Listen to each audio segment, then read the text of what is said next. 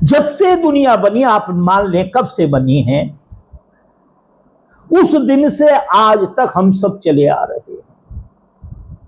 और यही हमारा दुख का कारण है कि ना हम अपने आप को समझ पा रहे हैं, केवल शरीर का भान रहता है और बिछड़ जाते हैं, फिर मिल जाते हैं, बिछड़ जाते हैं, मिल जाते हैं, बिछड़ जाते हैं, मिल जाते हैं।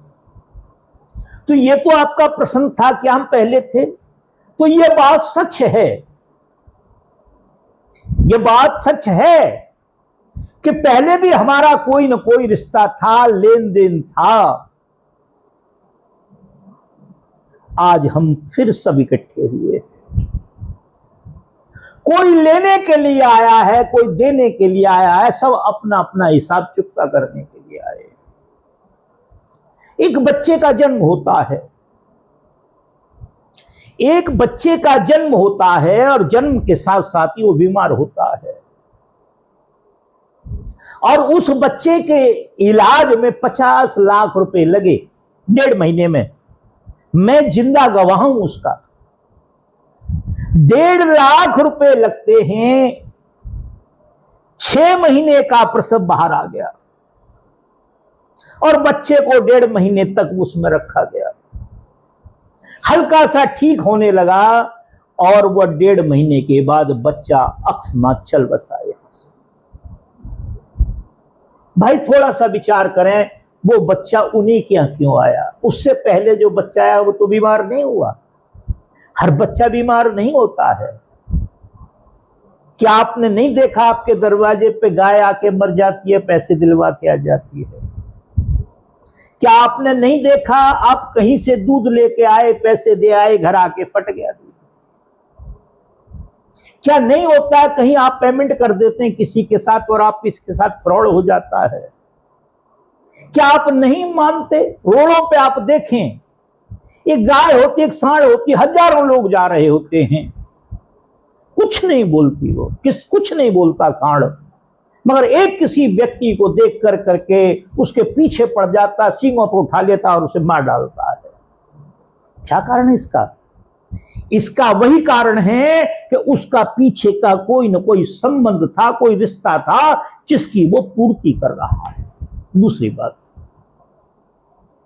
हम कई सार्वजनिक जगह पे होते हैं, जैसे बस स्टैंड, कोई मॉल, रेलवे स्टेशन, एयरपोर्ट या और भी कोई जगह होती है जहां कहीं जाते हैं तो कोई व्यक्ति सामने बैठा होता है, वो हमारी तरफ देखता भी नहीं है, हम उसकी तरफ देखते हैं तो बड़ा अनुराग उमड़ता उसके तरफ। अनुराग माने प्रेम, बड़ा अनुराग उमड़ता है और किसी को देख करके बड़ा क्रोध आता है हमको, जबकि हम जानते ही नहीं उसको। किसी किसी को देख करके बड़ा अनुराग उत्पन्न होता है और किसी को देख करके बड़ा क्रोध उत्पन्न होता है और हमारे मन में और विचारों में ऐसा लगता है इसके 2 थप्पड़ मार दो, बड़ा बुरा आदमी है ये, जबकि हम जानती ना, हमारा कोई लेना नहीं देना नहीं लेना देना है। हमारे और उसके जो संस्कार हैं वो टकरा रहे हैं। जो हमको क्रोध आ रहा है या जो अनुराग आ रहा है वो हमारे और उसके संस्कार हैं जो आपस में टकरा रहे हैं, क्योंकि पिछले संस्कार हैं आज टकरा रहे हैं।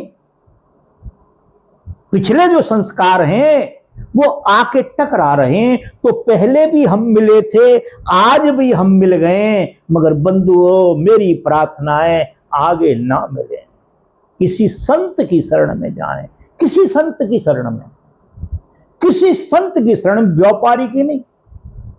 कोई कपड़े पहनने वाला व्यापारी हो सकता है,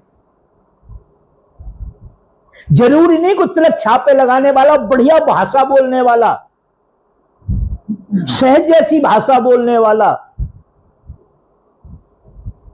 करनी मीठे सहज सी, बरनी मीठे सहज सी, जो वर्णन करता है मीठे सहज की तरह, और करनी कड़वा नीम,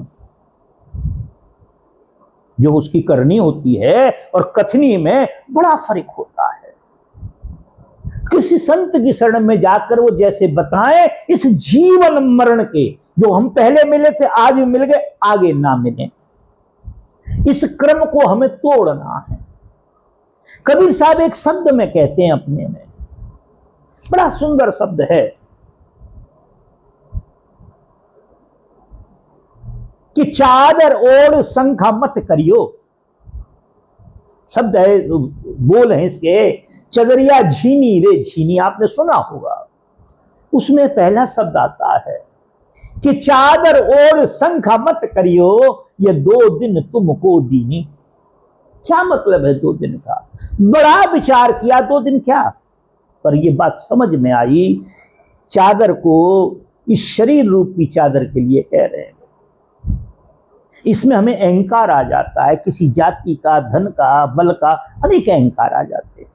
तो कहते हैं चादर ओढ़ शंखा मत करियो, ये 2 दिन तुमको दीनी। ये जो शरीर रूपी है, आत्मा तो जन्म मरण से रहित है। ये जो कबर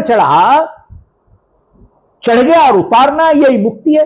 कबर को उतार देना, जैसे धान होता है, धान जब तक आप जमीन पर डालते रहेंगे अंकुरित होता रहेगा, और धान को आप साफ कर दें, उसका छिलका उतार दें, फिर चावल को डाल दें, चावल कभी भी अंकुरित नहीं होगा। कबीर साहब एक शब्द में और कहते हैं कि संपुट माए समाइया सो साहिब नहीं होए, और सकल जगत में रम रहा मेरा साहिब सोए। तो वो कहते हैं कि चादर ओढ़ शंखा मत करियो, ये 2 दिन तुमको दीनी।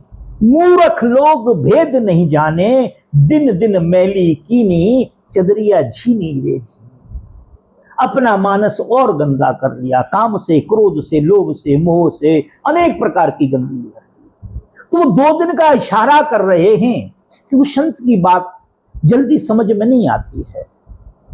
2 दिन, जिस दिन जीव आत्मा परमात्मा से निकली थी, और दूसरा दिन वो जिस दिन परमात्मा में जाके मिल जाएगी, उसमें सम्मिलित हो जाएगी, वह जीवत्व को छोड़ करके, शरीरत्व को छोड़ के ब्रह्मत्व को प्राप्त हो जाएगी। तो कहते हैं कि एक दिन जैसे समुद्र में से भाप उठी, आकाश में गई, बर्फ बनी,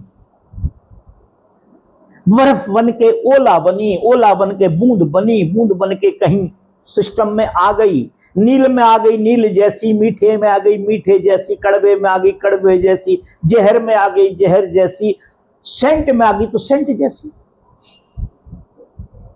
यही हमारा जीवन है, यही हमारे शरीर है।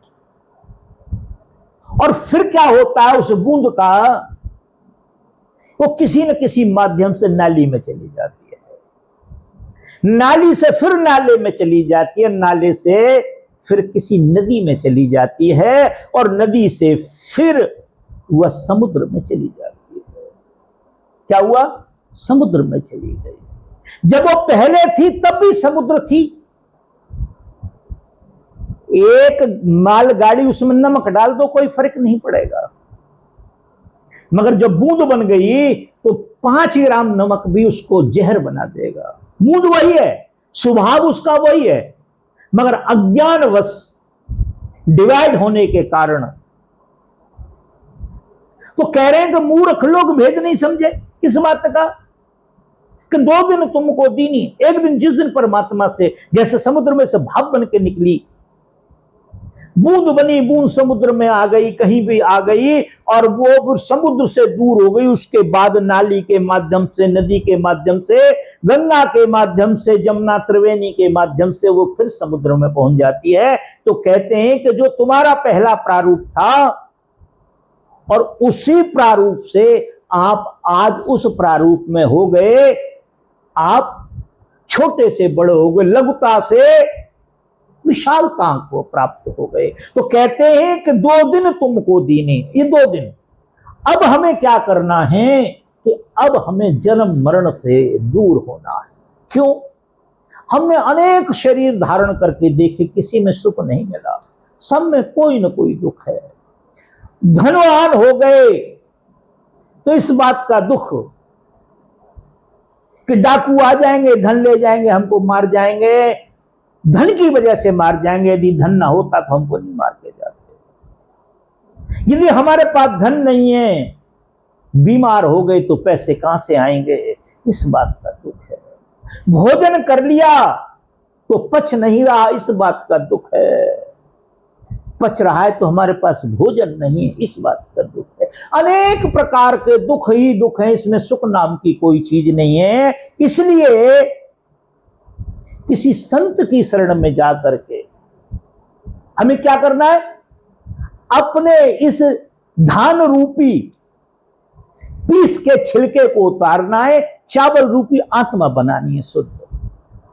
इसी बात को कबीर साहब के माध्यम से जो मैंने समझाया, उसी माध्यम को तुलसीदास जी कहते हैं कि कबहू के करे करुणा नर देहि। कबहू के करे, जब इस जीव आत्मा को भटकता हुआ देख लेते हैं,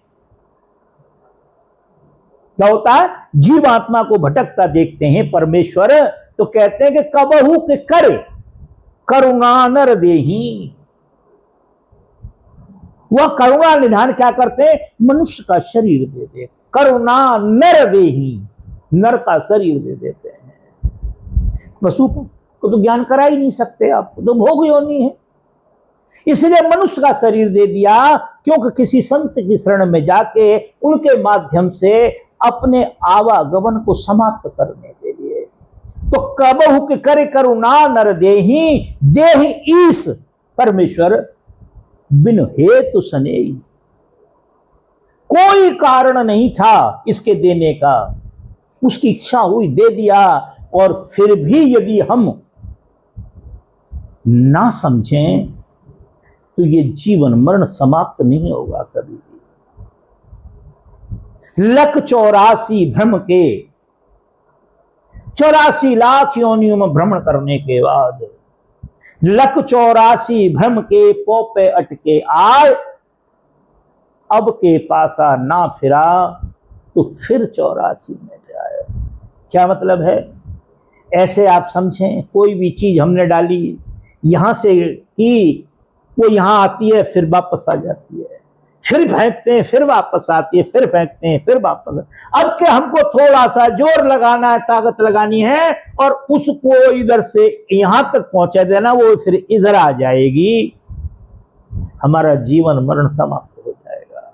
लख 84 भ्रम के पोपे आके अटका है, पार पे जाके अटक जाते हैं।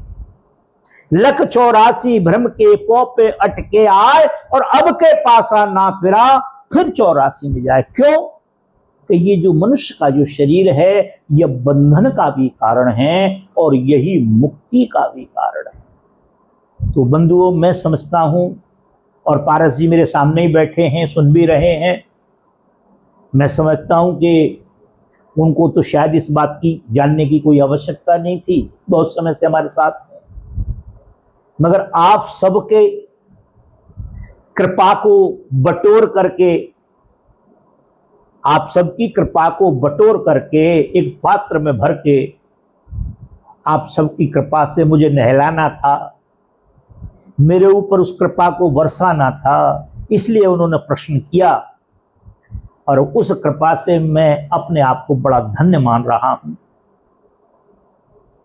मैं समझता हूं कि आपके प्रश्न का उत्तर हो गया होगा, यदि ना हुआ हो, और मैं ये कहता हूं, सभी लोगों से कहता हूं, ये पारस का प्रश्न हो सकता है, ये मेरा भी हो सकता है, आपका भी हो सकता है, किसी और का भी हो सकता है।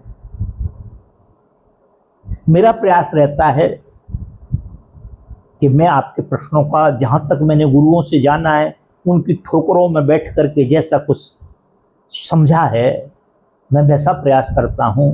और मेरी प्रार्थना रहेगी कि आप भी अपने प्रश्नों को भेजें, मुझे बहुत अच्छा लगता है, और बहुत अच्छा लगेगा आप भेजेंगे तो, क्योंकि हमें गुरुओं ने संन्यास इसीलिए दिलाया है, और यही हमारा काम है, और दूसरा कोई काम नहीं है। दवाई बेचना, किसी जाति को तोड़ना, किसी धर्म को तोड़ना, किसी धर्म को बनाना, ये हमारा कर्म नहीं है। सारा संसार हमारे बच्चे हैं, और हम चाहेंगे हमारा अनुग्रह सबके साथ रहे, सबके साथ प्रेम रहे, सब शांति पूर्वक रहें, और आप बारंबार प्रश्न करते रहें। मैं समझता हूं आपका प्रश्न हो गया होगा। धन्यवाद।